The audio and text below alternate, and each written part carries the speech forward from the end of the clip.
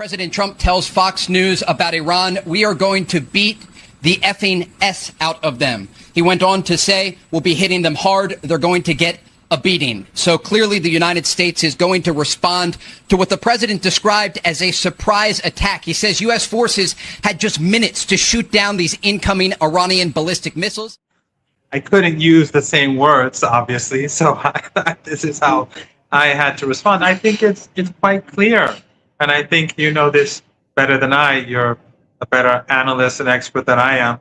I think it's clear what's going to happen. If Trump escalates, the Iranians are going to escalate. In fact, I believe personally, and I can't say this for certain, but I think that the Iranians fired those missiles to force the Americans to how should I put it, re-engage, to restart the hot war, because the United States is engaged in war with Iran. We don't have a ceasefire, and the siege on Iranian ports is warfare, and it's targeting ordinary Iranians. So the Iranians, I think, they want to continue to put pressure on Trump for a host of reasons. One is that it drives up the price of oil and energy, and it rings alarm bells across the world. That puts pressure on Trump.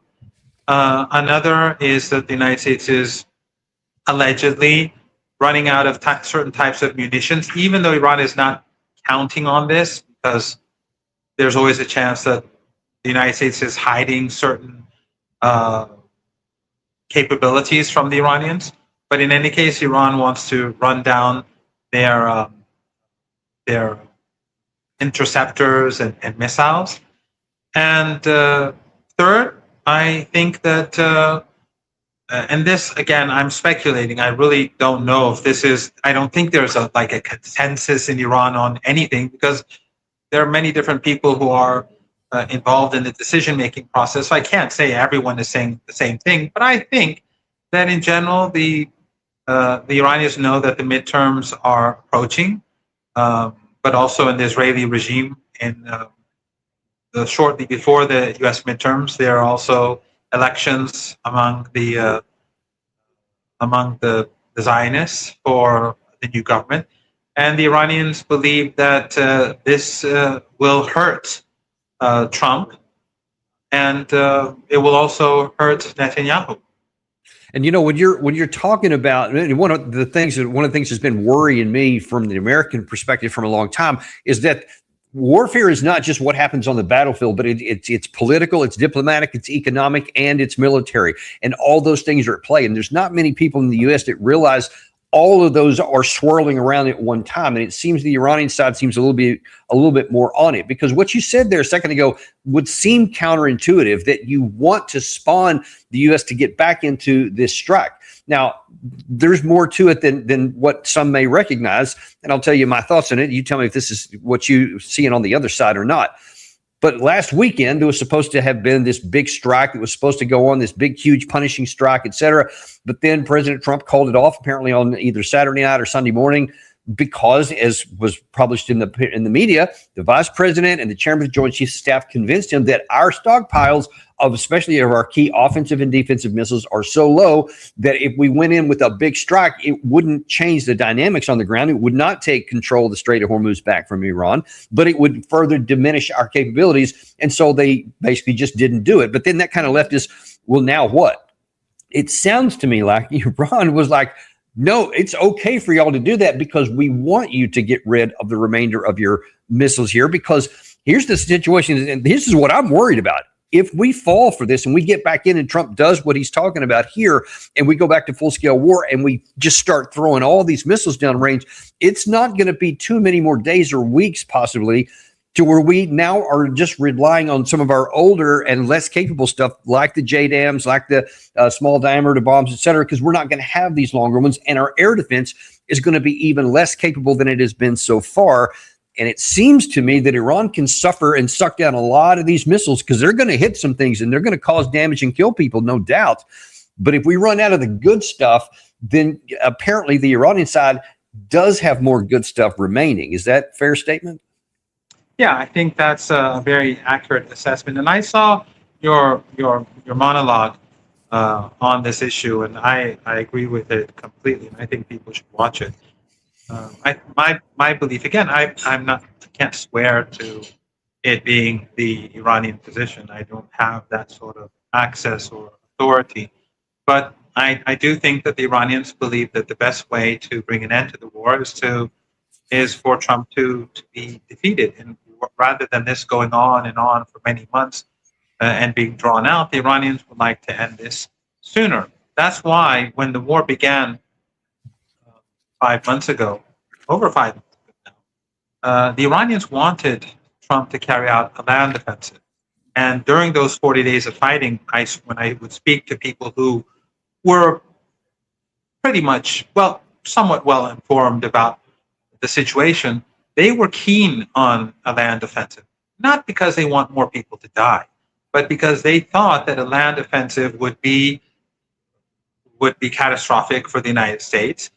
People would die, Iranians would die, but that it would shorten the war. It would bring about a defeat where Trump would have to back off. And what the Iranian objective has been from the beginning is to have this war end in a way where no one ever again thinks about attacking Iran. That's basically what they want.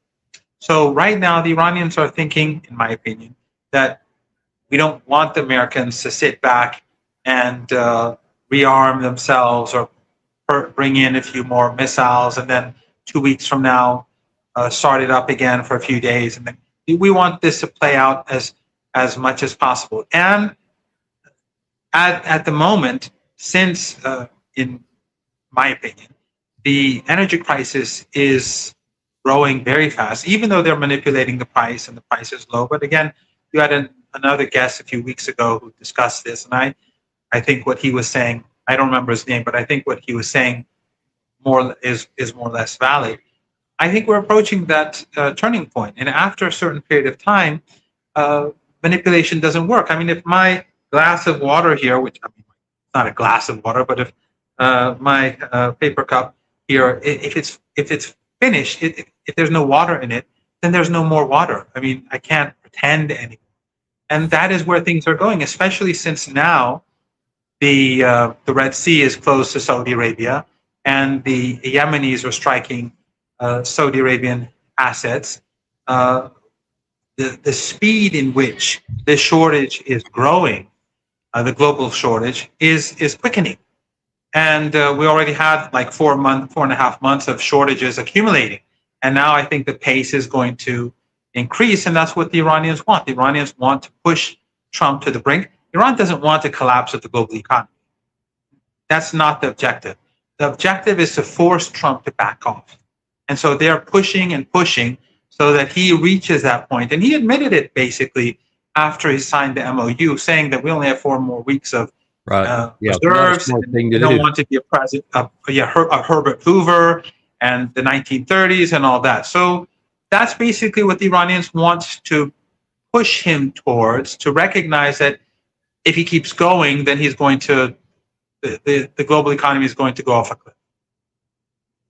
And you know, we're not helping ourselves any in that by misinforming American public. And one of the things, I'm going to go back to that phone call with Trey Yinks there, because he talked some other things about what President Trump had told him, and pay particular attention here to what the claim is that this that 13 consecutive days of attacks from Central Command, what he claims they produced on Iranian side. The president also talked about his meeting yesterday with Israeli Prime Minister Benjamin Netanyahu in the Oval Office. He says it was a great meeting, adding he understands now. It appears that the relationship between President Trump and the Israeli Prime Minister is strengthening. And again, the president called that meeting in the Oval great. In terms of possible talks with the Iranian regime, the president says we're going to let them keep talking.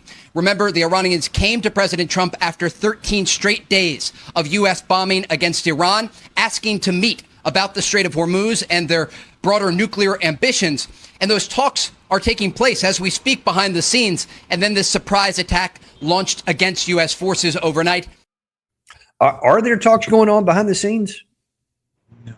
The Iranians have zero interest in talking to Trump. They will not talk with him. They will not talk with the United States representatives. And this is the problem with the media in the United States. They're all deeply compromised, especially Fox News. So he said, I think, remember, after 30 days of bombing, the Iranians came to, no, there's nothing to remember. This is just a fabrication. The Iranians right now are sitting and waiting for the next round of conflict. If Trump escalates, the Iranians will escalate. If the United States continues with these limited attacks, Iran will carry out limited attacks plus, because the Iranians over the last 13 days have been hitting the Americans harder than the Americans have been hitting Iran. Every night when the Americans would strike, the Iranians would strike back, but they'd add a thing or two to put pressure on Trump. And I think we've seen the results. We've seen how much damage has been done. And the Iranian capabilities this time around have been more impressive even than the 40-day war, and in their precision and the amount of damage that they've done. And I think it's becoming clear that the Iranians are not running out of anything. They have lots of missiles and drones. And it sort of reminds me of back in the day, it's sort of you think it's like 40 years ago, but back in the day when the war in Ukraine began, they kept saying that the Russians are running out of missiles and they're tearing up washing machines and taking out the chips. Well, the Russians are still firing those missiles, and they're not finishing. And it's been the interceptors that have run out, and Zelensky is going around begging for interceptors. So we're seeing the same thing with the United States. They've been bringing in interceptors from across the world, taking it from South Korea, taking it from the Europeans, and the Iranians are just firing away. So the Iranians are not interested. The Iranians are only going to accept the United States carrying out its commitments plus. In other words, Iran is not, the MOU is no longer enough for Iran. Next time around, if there are talks at some point, the Iranians are going to say, first of all, you have to give something up front. We're not going to do it like last time. Second of all, the Iranians are going to add Yemen and the siege. It has to be removed, and something has to be done about Gaza. Now, last time around, Gaza wasn't named, but it was a part of the talks. So was Yemen. But this time around, it's going to be more explicit. And there may be other things too. The Iranians will no longer accept the MOU as it was, nor the implementation of the MOU as it was, because we saw that the United States refrained from carrying out its commitments. It violated all of its commitments. And that is why where we are today.